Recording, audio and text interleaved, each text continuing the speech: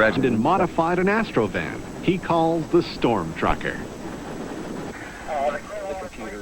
Eads Portable Tornado Lab is complete with a television, video camera, cellular telephone, 3 radios, a scanner, and an antenna controller, a laptop computer, a monitor, and a printer. Our main tool is the laptop computer that we can tie into a cellular telephone. And we access a data information bank back on the East Coast, which has all the reporting sites from the National Weather Service. And we use this to get our hourly data, see what watches and warnings are out there. We can actually pull up a radar, see where the storms are. And this is what helps us zero in. We're looking for the most severe of the severe storms. There it is. There it is. It's going. There it is. Dr. Lou Wicker uses the dramatic videotapes taken by Marshall and other chasers to help study severe weather. Dr. Wicker is a former storm chaser who is now a professor of meteorology at Texas A&M University. I'm trying to understand specifically what conditions produce a tornado inside a thunderstorm. When I understand that, I think we'll be able to make better forecasts. Wicker uses a computer to graphically simulate thunderstorms. He studies the interplay between air, water, and heat that cause updrafts, the strong upward moving motions in the storm, and downdrafts, the air that moves down and hits the ground. But when a horizontal swirl of air also generates, adding to the mix, conditions are then ripe for a tornado to develop.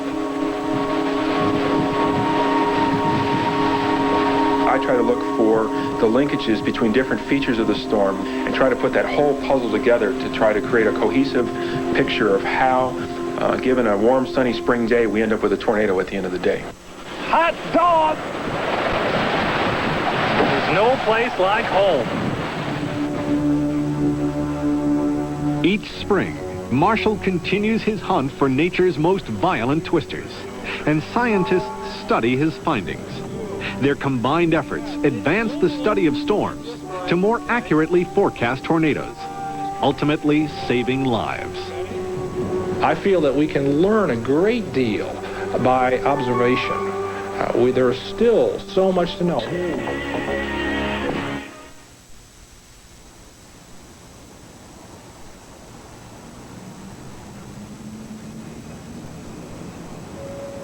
The tornado that swept across Kansas on April 26, 1991, left a trail of destruction 40 miles long and nearly a mile wide. In the small town of Andover alone, more than 300 homes were destroyed. But due to Doppler radar, which can detect the circulating winds that precede a tornado, and the reports of storm chasers, warnings were issued 45 minutes before the twister struck. Remarkably, only 13 lives were lost.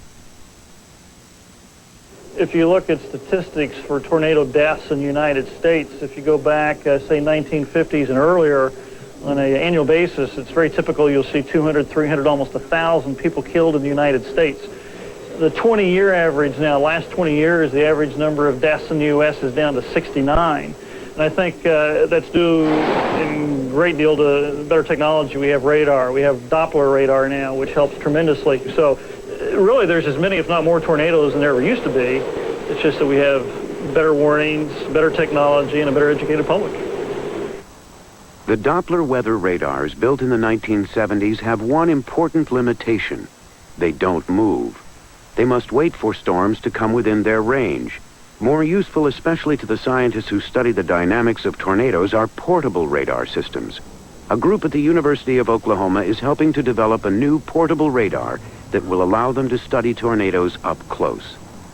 With the former radar, we were seeing raindrops and trash flying through the tornado. With the new radar, we can also see, or we believe we can see, cloud droplets also. So with the new radar, we have hope of getting right inside the tornado condensation funnel itself. We don't know a lot about tornadoes. First of all, what are the conditions which make tornadoes favorable in some supercells but not in others? We don't have really even the vaguest notion as to why that might be. What is the source of rotation within tornadoes? We now have several hypotheses which we're almost able to test now that we have this new radar. Professor Bluestein is one of the foremost tornado experts in the world. He and a group of his students are testing their new portable Doppler radar. It's the latest equipment available, the leading edge of weather science. But the season's nearly over, and they've yet to find a tornado. A cold front is approaching from the west. The puffy cumulus clouds building up into the sky show that moist air is present and that strong updrafts are formed. These are promising signs for development of rotating or supercell storms, the kind that most often produces tornadoes. Looks like a classic supercell, but there's no wall cloud. This is the flanking line over here, and the main towers are somewhere up ahead. And I would be watching these clouds right in here for a little bit. We're going to wait until it moves off a little bit more to the northeast before we move on ahead. See the differential motion? These scud are moving that way, those scud are moving that way. Oh, that is exploding here. That very well could be the next one. We're in a bad position over here. That could do it in the next few minutes. Let's go.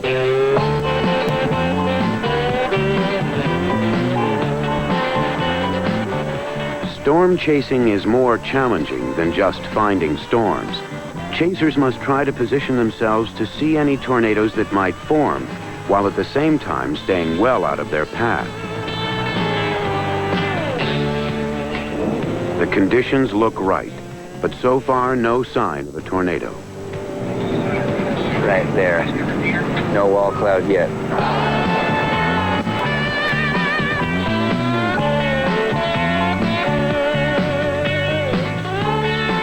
Although tornadoes can occur at any time of day or night, usually they're triggered off during the heat of the afternoon. As evening approaches, the chances of finding a tornado evaporate. I don't think anything else is going to happen today. I think we're going to hope that there may be storms tomorrow. I suspect from what I saw from the computer models that the vertical wind shear may be a lot weaker tomorrow than today. So there's a very good chance that there will be storms tomorrow. They'll probably be severe, but I think the likelihood of seeing a tornadic supercell tomorrow is less than the likelihood of seeing one today. But I could be wrong. Andy, you might go on long-range, low-resolution first. Yeah, that's where I'm at right now. Just for The next day, a rotating storm is approaching, but Professor Bluestein is not optimistic that it will contain twisters. And it should be about 9 or 10 miles off to our southwest right now. Pretty good CG over there. So we're going to take some low-resolution, long-range data, just in case there's something out there, and get some practice. See if we can pick up the circulation as it crosses the river. Is it this way or Southwest. It's out there somewhere. Okay. So try to do a scan from about due west to about south-southwest. So we can see. There's a lot of rain in this storm, and visibility is not good. Professor Bluestein can see only the front edge of the storm, what chasers call the gust front. Cyclone. You see what I see? That may not mean anything. There is looks like a gust front that's all racing out this way. But that whole band, though, is curved right in over there. Andy? Yeah? Andy, I think that the center of the circulation is going to be right over there. Okay. Do you have the, try to aim for cloud base if you can.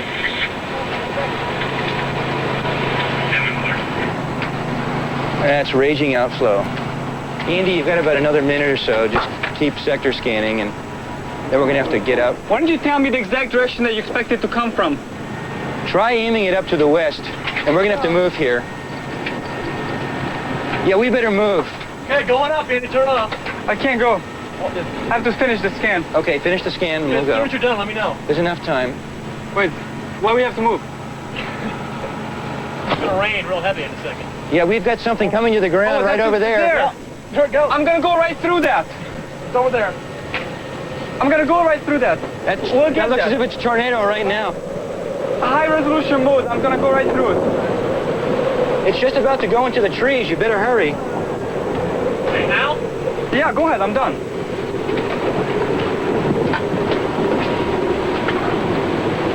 Okay, they're off. I'm out of here. The National Severe Storm. Nice job, guys. Tornado watch. Too bad it was rain wrapped and we had trees. Andy, okay, when you were doing the horizontal scan at the very end, did you see the funnel? Either survival is taking immediate action. If caught outside or in a vehicle, seek shelter by lying in a ditch or culvert with your hands covering your head for protection. Once again, a tornado watch. 353 is in effect. It looked like a funnel, just about touching the ground, and you got it. Excellent, very good. All right, you guys. We went right through the funnel. Right through the funnel. It was... I don't think we took any photographs, but it was perfect. We were supposed to get Doppler images of the circulation funnel and reflectivity. So we should be able to see the rain bands coming around the funnel and having the rain move away and come towards us as the funnel is circulating. So, and at high resolution, at 30-meter resolution. So it should be the first ever. Should be great. You just gotta look at it.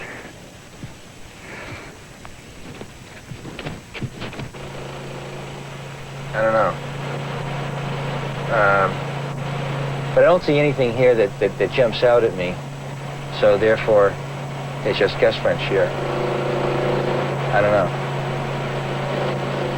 What you have here, at least, is a very, very fine resolution look at a gust front. So we at least have that. Whether or not that thing that looked like a funnel really was a tornado or not, I don't know. If it were a tornado of the type that you usually see in a supercell, there's a likelihood, good likelihood, you wouldn't have had all the rain, you would have seen rotation, it would have been clear cut. This is not so clear cut. I'm not convinced. It's quite frustrating, especially right now when we've gotten the bugs out of the system, we believe, and the season's just about over. So we'll have to wait until next March or early April before severe weather really returns.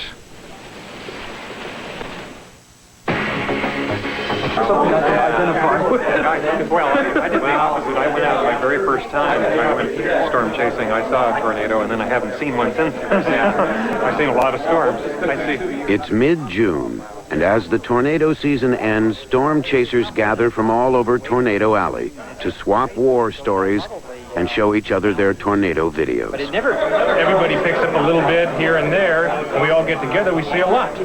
And this is the whole thing. It's sort of a camaraderie. Storm chasing is a social thing. It is a thing where you go out at some remote intersection in the rural part of the country, and you get to see people that you haven't seen in a year. And so this is a part of storm chasing. It's part of meeting people, talking about our favorite topic, which is tornadoes.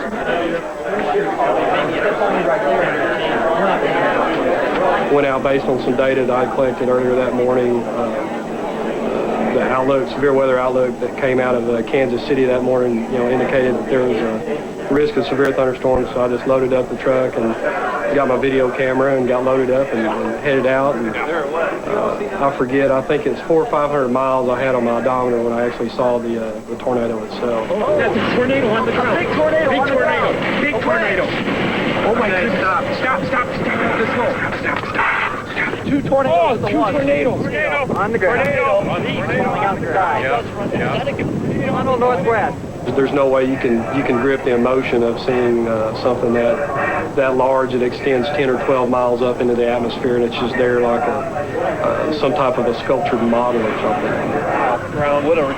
What's happening is that we've got so much shear going right here. Beaver's still roping around. It might get, look at the gust front blowing it out. The gust front blowing it out.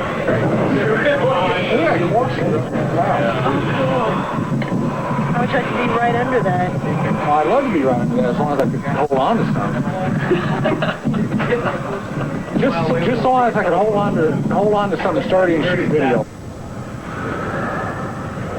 There's a lot of apprehension and excitement and a lot of contesting emotions there that come to mind. And same day with the situation of the tornado, because you know that people may be getting killed and you know there's damage occurring possibly and all those things. You can capture quite a bit of it, but you can't capture the emotion of what you're seeing there.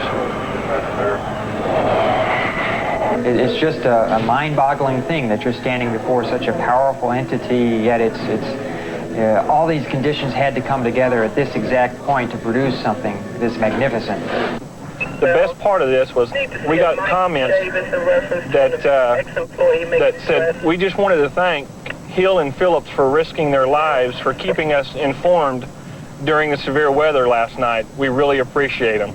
And that, for me, if I didn't make a penny and didn't get any publicity, never heard from nobody, that is the whole reason why I chase storms. Laverne's gonna get hit. Warn Laverne. Tell those people to get down. This is big time. This is unbelievable. I have a half-mile wide tornado on the ground heading toward the Laverne area. It is heading toward the town of Laverne. Warn people in that area to please take cover. I see lights up ahead of me. It is heading toward those lights. The lights just went out. Lights just went out of the gas plant here. The lights went out in most of this area out here. Please, mister, don't go in there. I got the police coming by.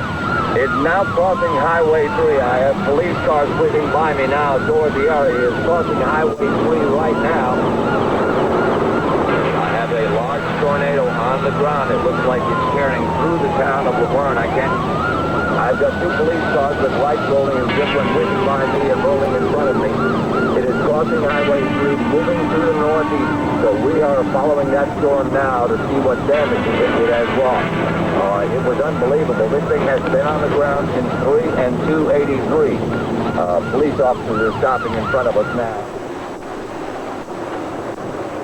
Now you can own a video cassette of this program. Call 1-800-423-1212 and you will receive the program you've just seen for only $19.95 plus shipping and handling.